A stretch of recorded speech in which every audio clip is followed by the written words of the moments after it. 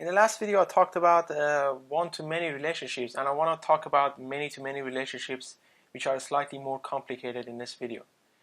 Because as I said, many-to-many relations are slightly more complicated than has one and has many relationships. An example of this I can mention which will be a user with many rules, where the rules are also shared by other users. For example, many users may have the rule of admin. To define this relationship, three tables are needed. These three tables are users, plural, rules, plural, and rule_users. And I want to mention something about the naming convention when you're creating a joint table for which is something between users and rules, which connects these two tables together. And that is, first thing, joint table name must be alphabetical, separated with underscore, and also singular, which means rules comes before user and separated by underscore, and also they are singular because R comes before you, and that's a naming convention you have to keep in mind that when you are using many-to-many relationships and creating a joint table. So as you can see, we have these tables, and also the joint table does not have any ID or primary key ID in it. Only thing it has is going to be also two composite keys such as user_ID and role_ID. So you need to keep in mind that joint table will only have two columns and two and only columns, not even a timestamp, not even a timestamp for joint table. So you need user_ID and role_ID, and no more than that. Many-to-many relationships are defined by writing a method that calls the belongs-to-many method on the base eloquent class. For example, let's define the rule method on our user model. You can see that we have user model and we have a function called rules, and inside the function called rules we are using a belongs-to-many keyword and using this.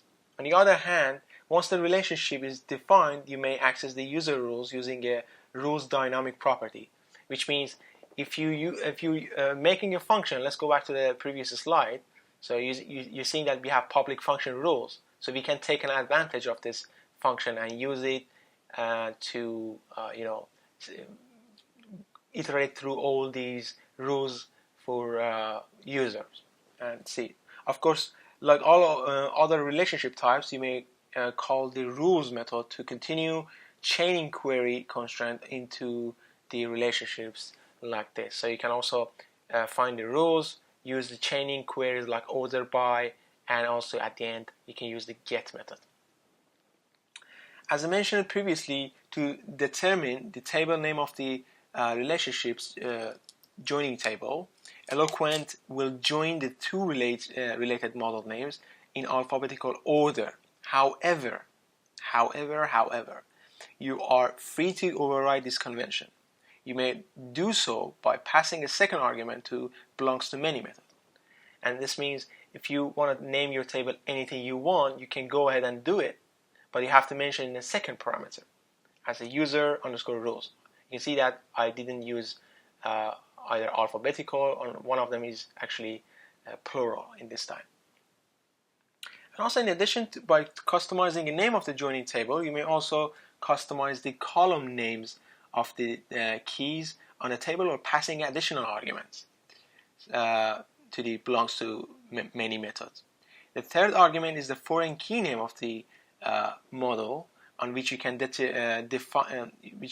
you are defining the relationship, while the fourth argument is the foreign key name of the model that you are joining to. So these are really important things that you need to pay attention to. But on the other hand, defining the inverse of the relation. So what about we have user and user model, and we have rules. In the rules table, what is going on in the rules model? So in the rules model, you can actually define method called users, and it has to be plural, exactly same as your database table's name, and you can actually use the same belongs to many. This is the same and it's not going to be different. As you can see, the relationship is defined exactly the same as its user counterpart, with the exception of simply refreshing the app user model. Since we are reusing the belongs to many method, all of the usual table and key customization options are available when defining the inverse of the many-to-many relationships. So you learned, as you already learned, that working with the many-to-many relationship requires the presence of an intermediate table. Eloquent provides some very useful ways interacting with this rule. For example, let's assume our user object has many rule objects that it is related to. After accessing in this relationship, you may access the intermediate table using the how do you spell that, pivot or pivot attribute on the model. So notice that each rule model we retrieve is automatically assigned to a pivot attribute. This attribute contains a model representing the intermediate table and may be used like any other eloquent model. By default, only the model keys will be present on the pivot object. If your pivot table or join table contains extra attributes, you must specify them when defining the relationships like this. So if you're having columns other than those two columns, you can actually refer to this with pivot.